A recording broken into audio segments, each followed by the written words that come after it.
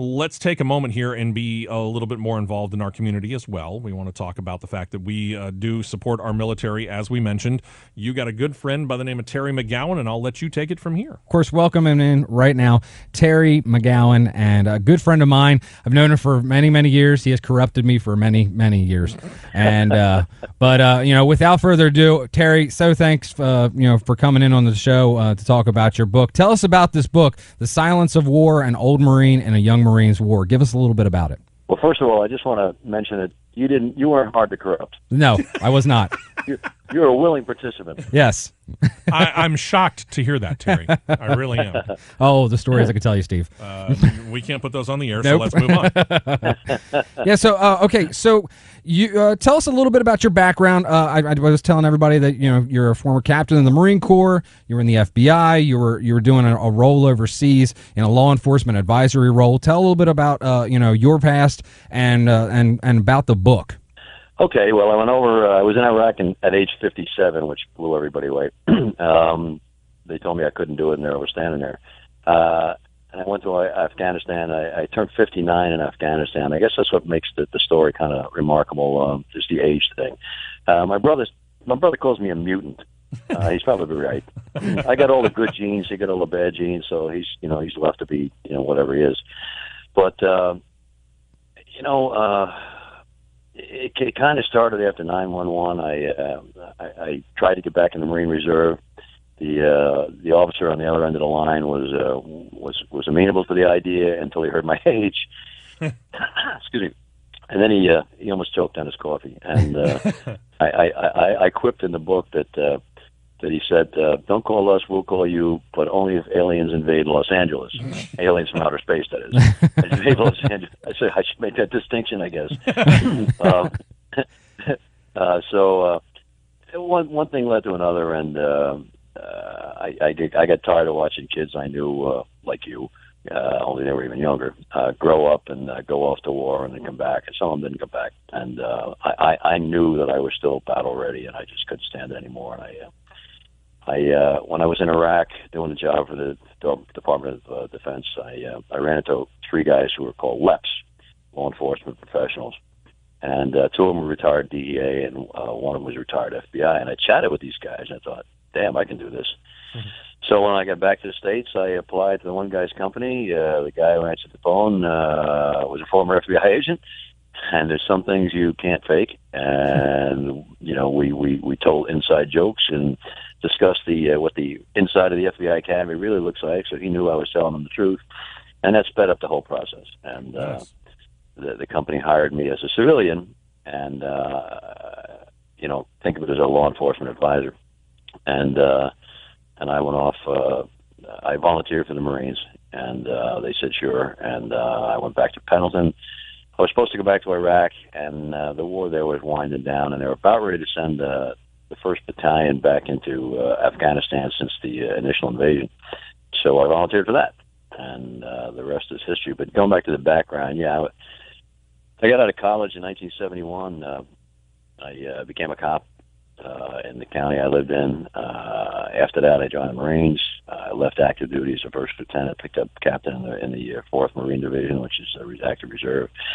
After that, I got hired by the FBI, retired from the FBI. After I was in the FBI, I went to law school. I kind of put the cart before the horse. And then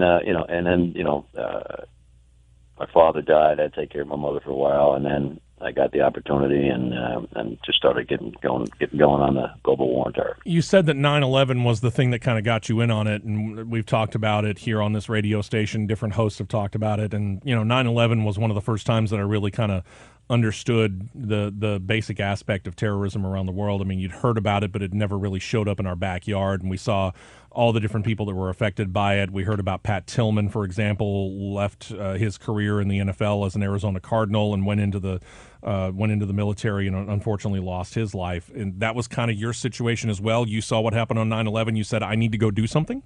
Yeah, even it goes a little deeper than that, because as an FBI agent, I knew things that other people didn't know. For example, it's been forgotten, I'm sure, but now that I remind you, you'll remember. They tried to blow up the World Trade Center years before. 93. They drove a van full of explosives in the parking garage underneath it. and it detonated. It did damage, but it didn't take the building down. So we had known for a very long time what they were trying to do. We just didn't know they were going to fly planes into it. Right. You know, and for that matter, we had known for a very long time that they're probably still hoping to detonate a small nuclear weapon around Wall Street. So we were racking our brains to figure out ways that we could detect that needle in the haystack and prevent it from happening. I've been retired a long time. I'm willing to bet they've got the ability to do that now. Something that will detect low-level radiation from it. Now, something that will detect the needle in the haystack. Now, I will say this much. You know, since I've known Terry for so long, and you know, after 9/11 and everything else, I remember you and I having a conversation, and this was before you had gone back in and volunteered and got the chance to go back over and do what you wanted to do. I remember having a very long talk with you. And you were sitting there telling me about, you know, you've got to get over there. I got to find a way to get back over there. I got to do something. I can't just sit around here. I've got to find the way. And I knew you were going to do it at some point. Because nobody tells you no. But I tell you what, I've already started to read the book so far of what I've been able to get into, and I'll tell you what, it's a great read so far. I'm actually planning on sitting down and finishing it probably today. But I got to say this much: the way that you wrote the book, it's kind of, for the lack of better saying, it's kind of like me trying to tell the story myself. At many different points, I found myself kind of thinking the same type of way that you were in your writing.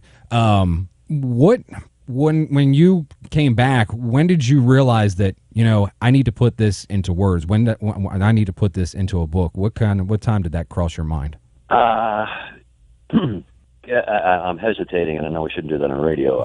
It's a tough question to answer. No, you're fine. Go for it. I had sent while I was over there. There was this group in Wisconsin. You and I, the audience may not know, but you and I met through Civil War reenacting. Yes. And there was this group in Wisconsin who were Civil War reenactors, and the role they played was a unit that helped wounded Union soldiers when they come home from the war. They were called the Southside Soldiers Aid Society.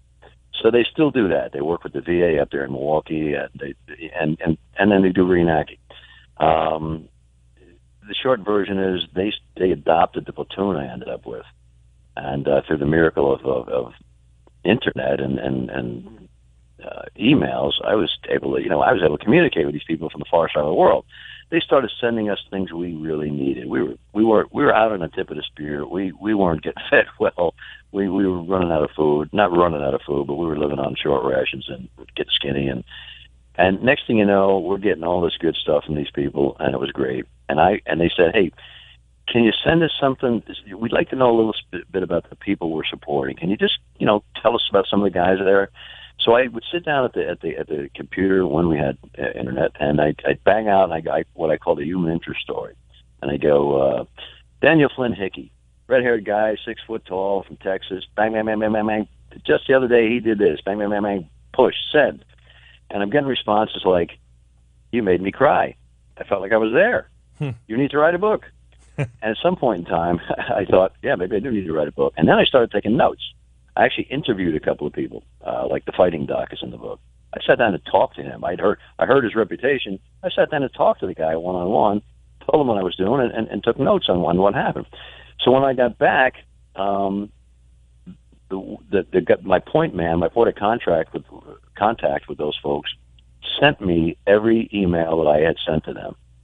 And that became, if you will, the outline of the book. And it triggered memories that I had kind of suppressed or forgotten.